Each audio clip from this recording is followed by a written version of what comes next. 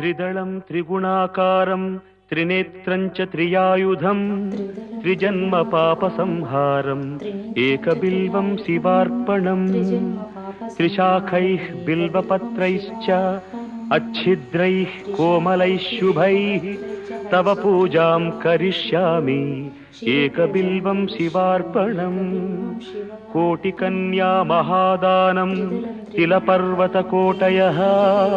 काञ्चनं शीलदानेन